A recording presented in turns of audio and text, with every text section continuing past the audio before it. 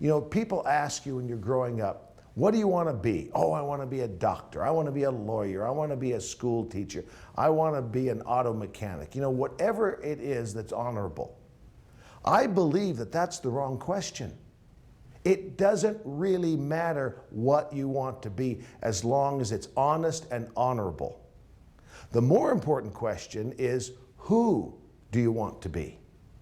And that is who you are as a person, as a member of society, as a father or a husband, a wife or a mother, as a worker in whatever company. That's the critical question. Who do you want to be? And that's a message that we try to teach these young men year after year. And I'd like to think that we have some success in that. Who do you want to be is much more important than what do you want to be.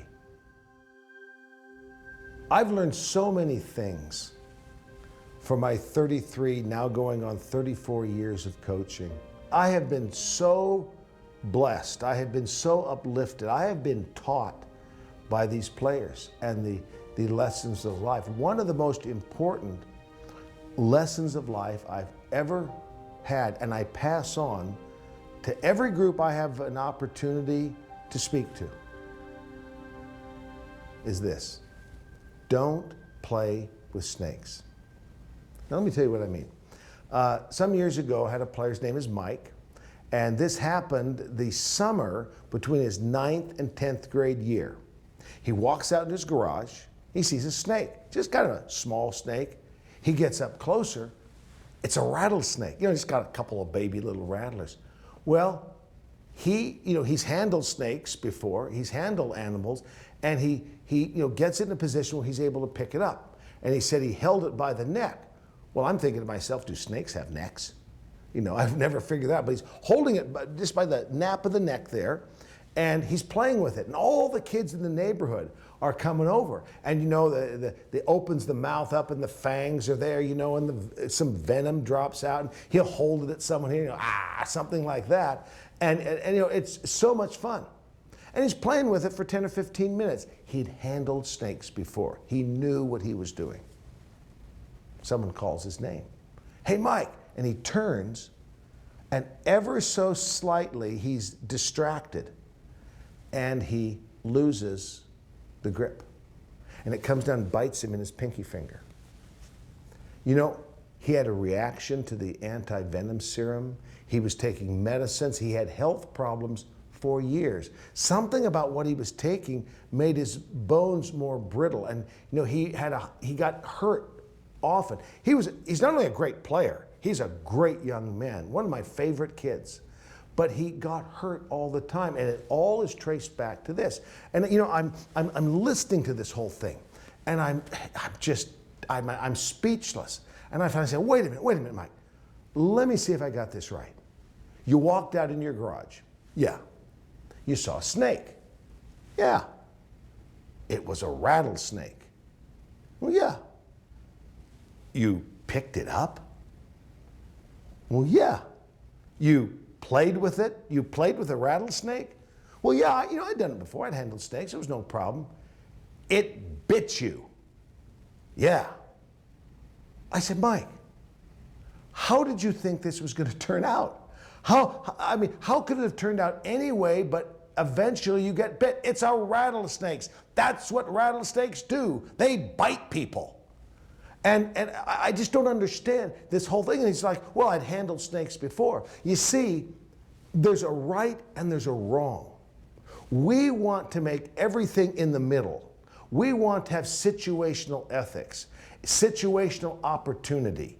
You know, if you make a profit and don't get caught, it's okay. Don't you see this in the news all the time? People are really sad that they got caught, but they've been involved in something that was not right. You try to tell me, this is what I told these graduate MBA students, you try to tell me that this subprime mortgage problem, this horrific financial, economic distress we're in, you try to tell me in the subprime mortgage business that people didn't know that sooner or later someone was going to get bit? But it's okay because I'm in my profit taking. You look at Enron, You try to tell me as a businessman that someone at Enron didn't know that cooking the books was wrong? There is a right and a wrong. And I tell the boys, this is a story I tell the boys every year, that you look at the problems that you have, your favorite temptation, if you will, and you know exactly what it is when you pick it up, when you get involved. But you don't think you're going to get bit. You don't think you're going to get caught. It's situational. Well, it's not situational.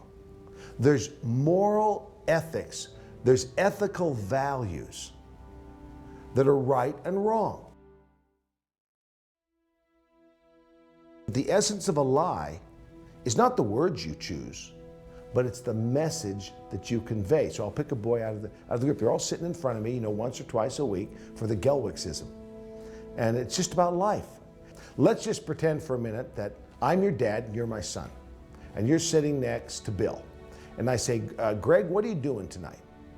And you say, well, I'm going over to Bill's house. And I say, that's fine, but I don't want you going to the movies tonight. So you go over to Bill's house and you and Bill decide to go to the movies. You come home that night and I say, well, son, it's good to see you. What did you do tonight? You say, well, Dad, I went over to Bill's house. And you leave it there. Now, is that factually an accurate statement? Yes, it is. You did go to Bill's house. Is it a lie? Yeah, it is. You mean you can tell a lie while you're giving factually accurate information? Yeah, you can. Because you knew by simply telling me that you're going to Bill's house, I would draw a conclusion that you knew was inaccurate, but you wanted to skate by with that. The essence of a lie is not the words you choose, but it's the message that you convey. And you tell me in life, when you call somebody on, you ever had that happen? You call somebody on and say, you lied to me, and they say, no, no, no, no, no. And they carefully go down, I told you, dot, dot, dot, dot, dot. All of which were factually accurate statements, and they knew that those statements would lead you to a conclusion that was not accurate, and they knew it. They manipulated you. They set you up. But they say, I didn't lie to you, because they're focusing on the information. It's the message that's important. The essence of a lie, the essence of honesty and integrity is not the words you use, but it's the message that you convey.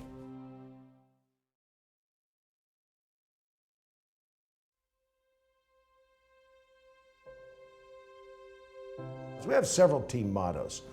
Practice doesn't make perfect. Practice makes permanent. It doesn't matter who scores.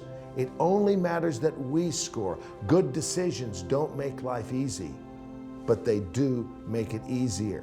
Kia kaha, forever strong, which was adapted by the movie studio as the title of the movie about the Highland rugby team, Forever Strong. And one of our team mottos is no regrets. We tell this to the boys all the time. No regrets. Whatever you do, no regrets. There's a difference between getting beat and losing. Losing in the Highland rugby team is totally unacceptable. We have no room for it, because in our family, the Highland rugby team family, losing implies, you went out there, you didn't give your best effort, you just kind of thought, I can slide by. We're the Highland rugby team. Everybody lays down for us. We beat everybody. It's not that way. We are everybody's big game. And you go out and you lose, it's unacceptable, because it implies you didn't do your best. Getting beat, however, is something else. Getting beat in our Highland rugby family means, you went out there and you met an opponent who was bigger, faster, stronger, and they just flat out beat you. There was nothing I could have done more. I did everything. I left it on the field. And they were just better. Well, getting beat isn't fun, but you can walk off with your honor. You can walk off saying, I did everything I could have done. And they just beat us. Well, you know, it's tough to lose a rugby game. But life goes on. I promise you, the sun comes up the next morning. And you know, on the totem pole of life, rugby's important. I love rugby. It teaches lessons of life. But you know where it is? It's down here. Up here is integrity, honor, hard work, commitment, sacrifice, dedication, family, education, health. Those are the things that really matter in life. And rugby can teach us how to be better at these things.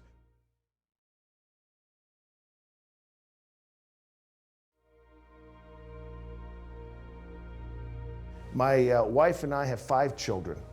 My eldest son went on to be captain of his high school football team. He was the quarterback. He was captain of the rugby team. He was a good athlete. He was a good student. And he's a great young man.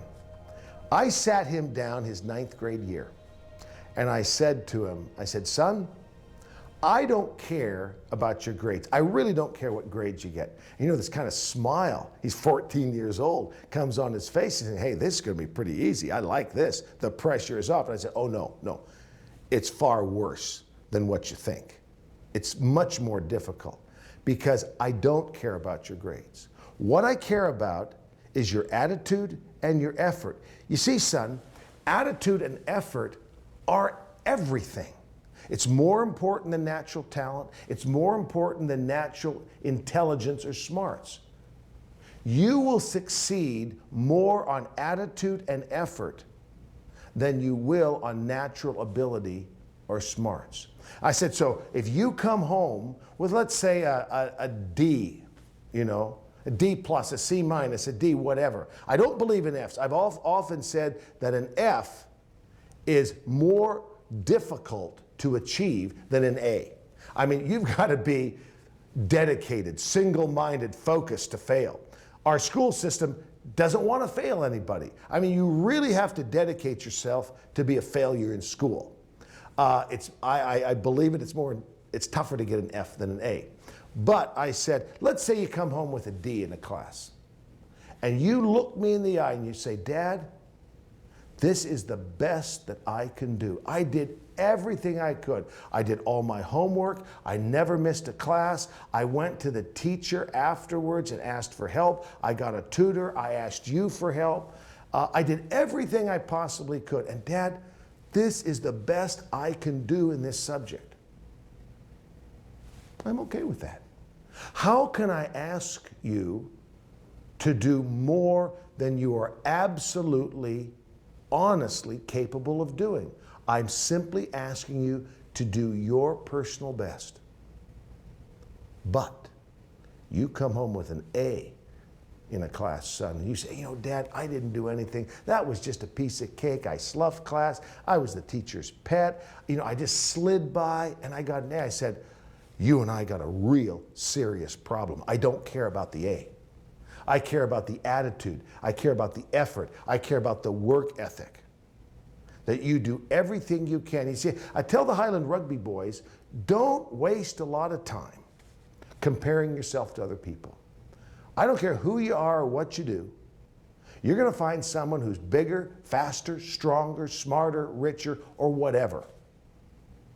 What you have to do is focus on you. Compare yourself to yourself of where you are today and where you want to be tomorrow.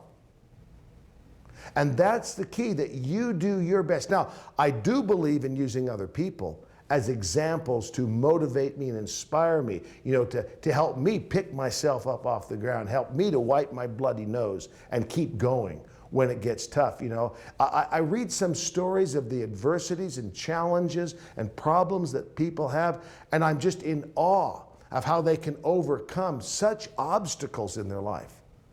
That's the type of person I want on the Highland rugby team. That's the type of young man that I want as a finished product. And so we tell them attitude and effort are everything. And whatever you do, be it school, relationships, a job, rugby, football, basketball, a social life, anything, no regrets. You see, there's only two types of pain in life. There's the pain of hard work, and there's the pain of regret. One is temporary and will make you a better person, and you will be grateful for that pain of hard work. The other never goes away. You have regrets that you can do nothing about.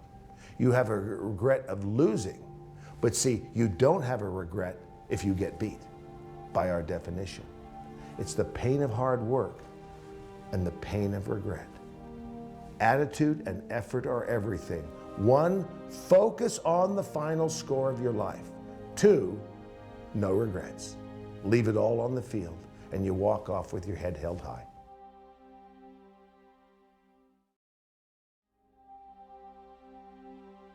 You know, there's so many choices and decisions in life, and the boys that I coach, 100 plus young men every year, ages 14 to 18, on the Highland rugby team, I tell them that the single most important decision that they make has nothing to do with this team, nothing to do with school, nothing to do with a church, nothing to do with their family.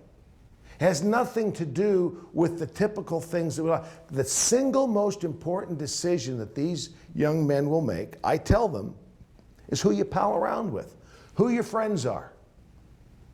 Because eventually, you will do what your friends do. I've told parents, you want to know what your son is doing? Find out what his friends are doing. Because sooner or later, we do what our friends do. And that is the single most important decision they will make. And it's hard sometimes because friends are so important. And I understand that. I get it. Friends are important to me. But it's so important in these adolescent growing years when they're finding out who they are, is that they have good friends. They hang around with a group that has no regrets, that focuses on the final score, that will not lose in life. And I don't care who you are. You could make those decisions. And one of the toughest things I've seen is people change their peer group. It's hard. But a young person, a young man or young woman will not do that until they get it. And by that I mean, sometimes, I've seen this in class. Maybe it's a math equation. And it's just all foreign to them. And suddenly a light goes on, the switch clicks, and they say, I get it. I understand this formula. Or it could be a concept in science or in English or in history. They just kind of pull all the pieces together and they get it. Well, something happens. I've seen it every year in young men. And it's a true principle with young women that it's not gender biased. But I'm speaking from the perspective of the Highland rugby team, where they just flat out get it. And sometimes it happens in 9th grade, or 10th grade, or 11th grade, or 12th grade. They just get it as far as how life connects with them. And who you pal around with, who you hang out with, is the single most important decision you make. And that doesn't mean you don't make mistakes. Doesn't mean your peer group is perfect. I haven't met a perfect peer group. But it means that the direction you're going is a good one. I tell the boys all the time, it doesn't matter where you are at the moment, but the direction in which you're headed makes all the difference. If you've made some mistakes, you got some penalty flags, you got a few fouls along the way, well, it is what it is. But where are you going from here? What will be your next step? Focus on the final score. You imagine yourself in a rugby game or a basketball game or a football game, if somehow you knew with an absolute certainty the final score of the game before you started and that you would win based upon one condition. And that one condition is that you give it your honest best effort. A perfect effort? No. You're allowed a few turnovers, you're allowed a few penalty flags, you're allowed a few fouls along the way. We all make mistakes. But the real key is, as a coach, I manage the whole game. I consider my role as a coach to teach, to be an example, to motivate, to inspire my players, and to manage the game. Now, the player's responsibility is to learn, to teach others, to motivate themselves, to motivate them others, and then play the game. And we ask for you play with perfection, knowing, of course, that we make mistakes, but we have a lofty goal. So just how would it affect your attitude if you knew with an absolute certainty the score of the game? Let me use basketball as an example. You're probably more familiar with basketball than you are with rugby. Can you imagine in a basketball game, if you knew that you're going to win, you knew the score before the game started based upon your effort? Suppose you're down by 30 points at halftime. Are you going to panic? Are you going to give up? No. You already know the final score. You already know the outcome based upon your effort. Well, what if you're up by 30 points at halftime? Are you going to start coasting? You're going to put it on cruise control? Absolutely not. Because you know that the outcome, the end, the final score is conditioned upon what? Your effort for the full game. Your honest best effort, even as you make mistakes. Well, suppose you're down by 10 points with 30 seconds to go in the basketball game. Do you give up? Do you panic? No. You know the final score. And the same thing, you're up by 10 or 20 points with 30 seconds to go. Are you even going to coast for 30 seconds? Absolutely not. Because you know that the final score is conditioned upon what? Your effort, your best effort. And that's the one thing that, the first principle I would say is focus on the final score. Okay, for young people, it's the first quarter of your life. Okay, maybe you've made some mistakes. Maybe you got a couple penalty flags along the way. Okay, I'm sorry. Let's learn from that. Let's not repeat them, but let's not throw in the towel because we're focusing on the final score of your life. Now, we don't know the final score of basketball games, but I'll tell you, we know the final score of our life based upon the moral and ethical principles, integrity and honesty. I tell these boys, you lose your integrity, you lose your honesty, you have lost everything. You're the poorest man I know. You have nothing. My children have the right to an honorable father. My wife has the right to have a husband with integrity. That doesn't mean I don't make mistakes. I do make mistakes. But I try to learn from them. I try not to repeat them. The young men who play on the Highland rugby team have the right to an honorable coach, to a coach who has integrity and honesty and has hard work and hopefully pass those values on. Now, don't make any mistake. We don't baby our players. We're pretty intense, but our coaching style is so different. We don't swear at the players. We don't yell and scream at the players. You know, I hear some coaches say, well, I'm just trying to motivate them. Well, motivation's very important, and you can be intense. You can be focused. And you want to help young men and players correct the mistakes they're making on the field and off, and not make them again. But there's no such thing as negative motivation. I've seen coaches absolutely destroy players. They rip them apart. They yell and berate them. For what purpose? Well, I'm just trying to motivate them. No, you can't do the Lord's work in the devil's way. You can't do that. Now, you can terrorize a player, and you can get a short-term behavior change out of him, but you'll never capture his heart. And when the chips are down, he's not going to do it for you. There's no commitment there. You know, you look at history. You hear stories of soldiers, men and women, who've thrown themselves on a grenade for their comrades. You look at the early history of our country and people who made incredible sacrifices. Signing the Declaration of Independence was a death sentence. Yet they did that. Why? And why does someone throw themselves on a grenade? And why in towns and cities across this great nation do men and women, husbands and fathers, sons and daughters, teachers and community members make enormous sacrifices for others? It's because they believe in something bigger than themselves. And when you terrorize a kid, or an employee or a player, you can get a short-term behavior change, but they'll never throw themselves on a grenade for you. They'll never sign a Declaration of Independence. And when the chips are down, they won't be there for you. You identify those things and principles, core values. That's the critical question. Who do you want to be?